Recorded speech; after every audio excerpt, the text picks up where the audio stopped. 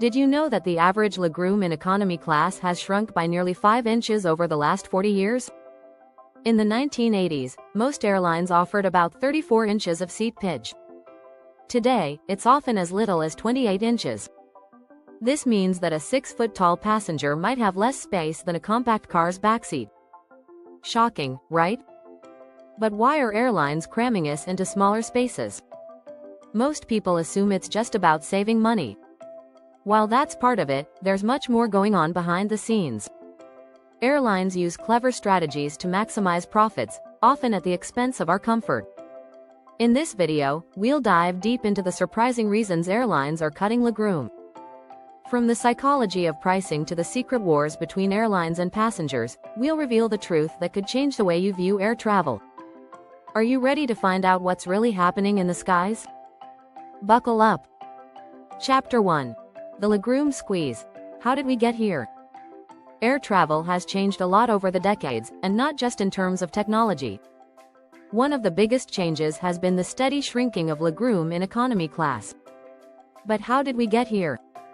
In the 1970s, the average seat pitch, the distance between seats, was around 35 inches. Today, it's closer to 30 inches, with some airlines squeezing it down to 28 inches. That's a significant difference when you're sitting for hours on end. But it didn't happen overnight. Airlines gradually reduced legroom to fit more seats into their planes. This trend accelerated in the 1990s as low-cost carriers began to dominate the industry. It was a competitive move. More seats meant more passengers, which translated into more revenue. But it's not all about the money. Airlines have also realized that most passengers will choose the cheapest ticket, even if it means less comfort. Aviation expert David Gillen once said, "Passengers vote with their wallets, not with their knees." This explains why legroom has continued to shrink. But what most people don't know is that this isn't just a financial decision. There's a psychological game at play too, which we'll dive into in the next section. Chapter 2. Passenger psychology. The hidden factor airlines exploit. Airlines aren't just cutting legroom because they want to save money. They're also banking on the fact that most passengers will tolerate discomfort for a lower fare. Behavioral economists call this price anchoring. Essentially, once a low price is in your head, everything else feels expensive, even if it means sacrificing comfort. Airlines have mastered this tactic, knowing that most passengers won't pay extra for more legroom. A study from the International Air Transport Association found that nearly 80% of passengers prioritize ticket price over comfort. That's a huge number. And airlines are fully aware of this. They also know that once passengers are in the air, they're less likely to complain about cramped seating if they've scored a cheap flight. This allows airlines to continue reducing legroom without facing too much backlash. Interestingly, airlines also use subtle psychological tricks in their cabin design. For example, some carriers opt for thinner seat cushions.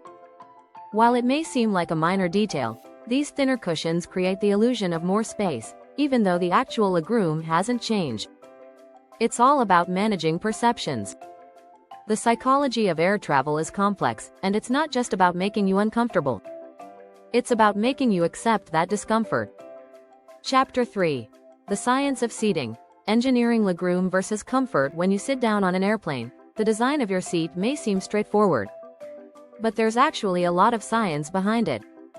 Airlines have to balance safety, comfort, and economics when deciding how much space to allocate for each passenger.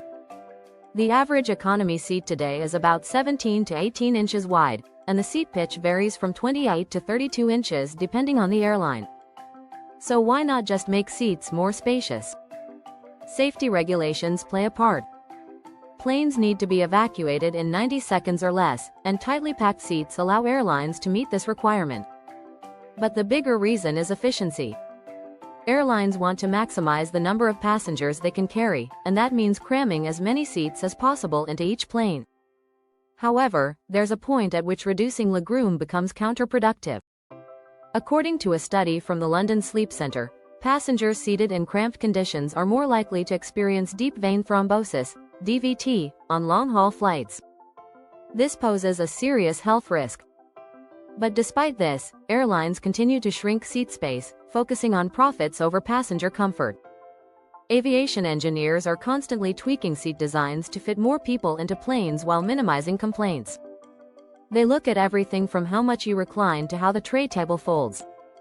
It's a delicate balance, and it's driven by the fact that airlines need to keep costs low while staying competitive. In short, the science of seating isn't just about comfort, it's about squeezing in as many passengers as possible without sparking outrage. If you find this content interesting, don't forget to hit that subscribe button. Stay tuned for more insights into the world of air travel. Chapter 4. The Economy Class Trap. Why your comfort isn't the priority when you book an economy seat. Comfort probably isn't top of mind for the airline. In fact, it's often the last thing they consider. Airlines focus on premium cabins like business or first class because that's where the real money is made. A first-class ticket can be as much as 10 times more expensive than an economy seat, but the cost to the airline isn't 10 times higher. In simple terms, premium passengers subsidize economy class. For example, according to a report by Skift, on a flight from New York to London, about 70% of revenue comes from just 20% of the passengers, those in first and business class. This means airlines prioritize keeping their highest-paying customers happy while the rest of us deal with less legroom and tighter spaces. But it doesn't end there. Airlines also use the discomfort of economy seats as a marketing tool. By making economy less comfortable, they make premium upgrades more appealing. It's a classic strategy in behavioral economics called upselling. You may start your booking with the intention of saving money by choosing economy, but when you see how little space you'll have, that upgrade starts to look pretty tempting. This tactic works. A survey from Consumer Reports found that nearly 30% of passengers who originally booked economy end up upgrading once they see the limited legroom. So, while your comfort isn't a priority in economy class, it's certainly part of the airline's larger strategy to maximize profit. Chapter 5. The silent war between airlines and passengers. Airlines may not say it outright, but there's an ongoing battle between them and passengers over legroom. And while airlines have the upper hand, passengers are finding ways to fight back. One of the most effective methods is through regulation. In 2018, the Federal Aviation Administration, FAA, in the U.S. was pressured by consumer advocacy groups to look into minimum seat sizes for safety reasons. Although the FAA didn't impose new rules, the fact that it was even considered shows that passengers are making their voices heard. Passengers are also using social media to call out airlines for cramped conditions. Sites like Seat Guru allow travelers to compare legroom across different airlines before booking.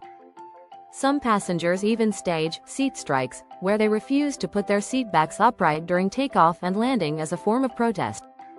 While these actions don't always lead to immediate change, they do raise awareness.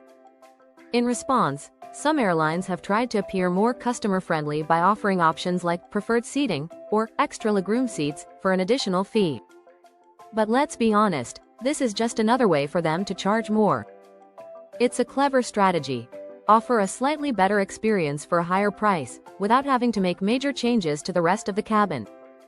There's also a growing trend toward Economy Plus sections, which offer a few more inches of legroom for a premium price. This gives passengers the illusion of choice while still squeezing as much profit as possible from each seat. So while passengers may feel like they're winning the battle for legroom, airlines are still finding ways to come out on top. If you found this exploration of airline legroom intriguing, make sure to subscribe. Join us for more in-depth looks at the travel industry and what you can expect when you fly.